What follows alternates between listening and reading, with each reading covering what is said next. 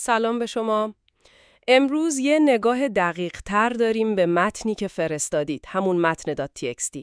این نوشته خب خیلی مستقیم رفته سراغ اعتصاب راننده های کامیون تو ایران و لحنش کاملا حمایتیه.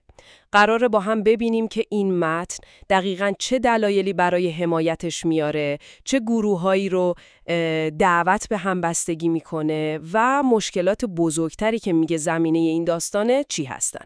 میخوایم شما یه تصویر روشن از پیام اصلیش پیدا کنید.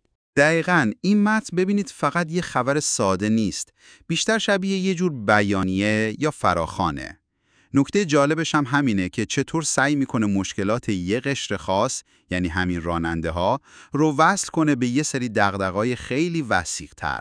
دغدغه‌ای که ادعا میکنه مال اکثریت مردمه. خب پس متن با همین حمایت قاطع از اعتصاب راننده ها شروع میکنه، ولی انگار فقط به اونا اکتفا نمیکنه. درسته؟ از بقیه هم میخواد که کاری بکنن. بله.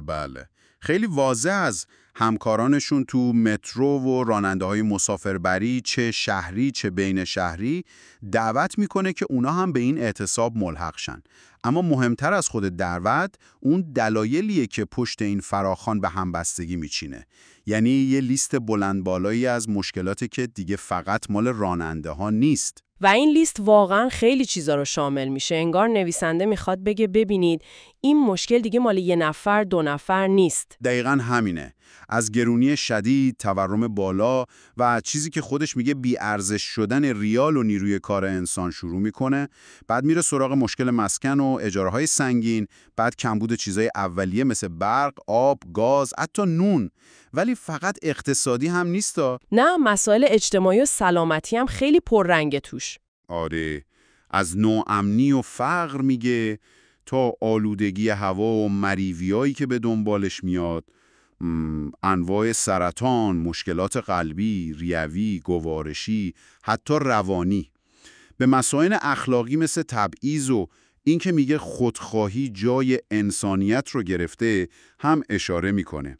آوردن این همه مشکل پشت هم یه جورایی تاکتیکه دیگه که بگه عمق بحران زیاده و همه باید احساس خطر کنن.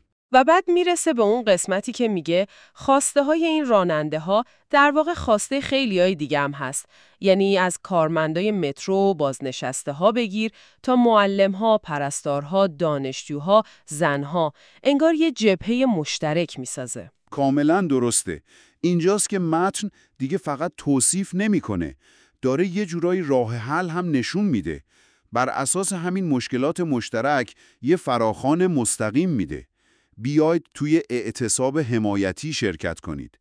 جالبه که میگه بر اساس درخواست‌های برحق همگانی همه مزدبگیران و کارگران و اکثریت 95% مردم ایران. این یعنی داره سعی میکنه یه هویت جمعی، یه ما در برابر مشکلات بسازه. و دعوت از بقیه بخشای کارگری هم حتما همین هدف رو دنبال میکنه، یعنی میخواد دامنه اعتراض گسترده تر بشه. بله. و آخرش هم متن با یه پیام خیلی روشن تموم میشه. پیامی در مورد این که باید به خودمون تکیه کنیم و خودمون دست به کار شیم. اون جمله‌ای که میگه خدامان میهانمان ایران را از شرایط وحشتناک کنونی به دست خودمان نجات دهیم و برش هم اون ضرب المثل معروف رو میاره. کس نخارد پشت من جز ناخن انگشت من. این دیگه واقعا خلاصه همه ی حرفاشه، نه؟ دقیقاً. تمام پیام متن رو انگار توی همین یه جمله فشرده کرده. یعنی امیدی به راه حل از جای دیگه نیست. تغییر فقط با حرکت جمعی و از پایین توسط خود مردم ممکنه. این خب یه نگاه کاملا رادیکاله به قضیه. پس اگه بخوایم یه جمع‌بندی برای شما داشته باشیم، نویسنده این متن اعتصاب راننده ها رو فقط یه جرقه میبینه توی یه انبار باروت بزرگتر از مشکلات عمومی. و راه حل رو هم توی پیوستن بقیه گروه ها به اینجور حرکت ها و اتکا به قدرت جمعی خود مردم میدونه. و شاید سوالی که این متن برای شما باقی میذاره این باشه که خب با توجه به این تصویر بحرانی که نویسنده ترسیم کرده، این ایده اتکا به خود و اقدام جمعی، همون چیزی که با ضرب المثل کس نخارد پشت من خلاصه شده، چقدر با نگاه شما به مسائل جور در میاد. یعنی این متن فقط تحلیل نمیکنه، یه مسیر عمل مشخص رو هم جلوی پای شما میگذاره که در موردش فکر کنید.